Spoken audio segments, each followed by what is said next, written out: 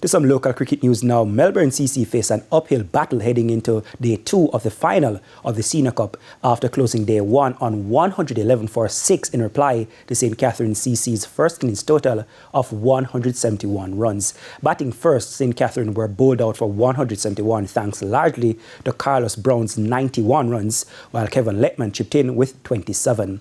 Abhijay Mansingh was the pick of the Melbourne bowlers with 3 for 28, while Kari Campbell claimed 2 for 31 and Matthew Comrie 2 for 41.